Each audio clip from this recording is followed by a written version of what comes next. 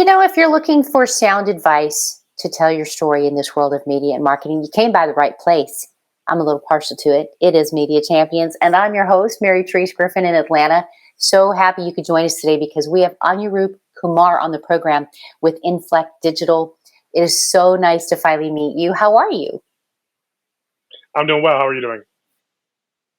I'm very well, and I am ready to just start picking your brain, sir. When we have you subject matter experts on the show, obviously we vet you, we ask you questions. So I'm putting this out there for the viewers to know, and I'm going to be reading from one of your answers, which I think is so brilliant. So pardon me while I read.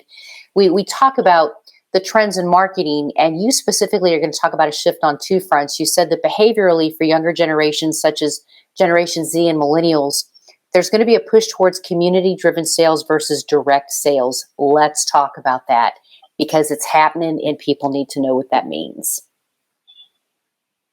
Absolutely. We're actually executing on a few of these for some of the clients that we have right now. Especially, you're going to see this a lot. I would say the Web3 space with NFTs and crypto, they kind of pioneered it. And like to say, necessity is the mother of invention, right? When Facebook and all the social platforms had banned them from running ads, they essentially went ahead and adapted this community-driven model, where you make the people who are your customers or potential customers essentially ambassadors of your particular offering, whether it's a service or project or so. We're actually implementing that for even tech brands right now, like SaaS software and stuff of that nature. And it's very interesting because you can actually save a lot of money on media. But what you can do is accelerate your community-driven efforts with paid media. So very exciting stuff. And I'm certainly not a scientist, but let me play a scientist for a second. When you're doing that, you're building those relationships and you're finding and growing your audience even more, which is a beautiful thing, especially when, like third-party cookies are going away and people are going to have to start building that relationship in order to find their audience. And again, it's happening right now. That is correct. And what I would say is that, with third-party cookies going away, whether it's pixel tracking being affected, whether it's the attribution systems being affected there, what we found was that it was very difficult for a lot of new startups to actually take advantage of them, especially if they did not have any prior data to rely on.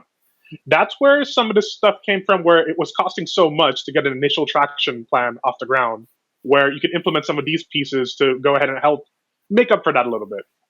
I think there isn't any substitute for paid media, just with the scalability that it allows, but definitely a great way to balance both costs as well as effect. And so. Oh gosh, and it's kind of like going to Baskin Robbins, right? There's more than 31 flavors as far as how you can spend that money and where you can put your story out there. Can we talk a little bit about the analytics and how important those are when people are choosing the platform to put their story? Because everybody's different, every story is different, every platform's different, but numbers don't lie.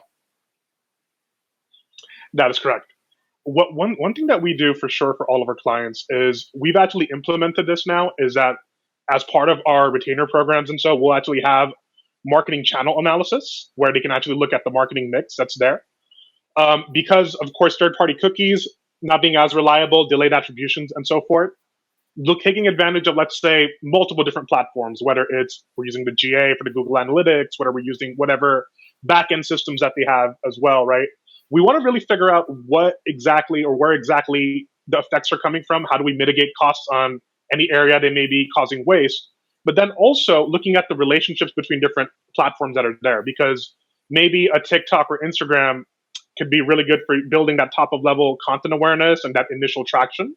But they may be then converting off of a Google Shopping ad or so, if it's a product-based ad or so forth. So taking account for all of those things. That's why analytics, I actually have data-driven marketer in my LinkedIn name, as part of my title. And that's one of the reasons why, is because that focus is very important, I believe.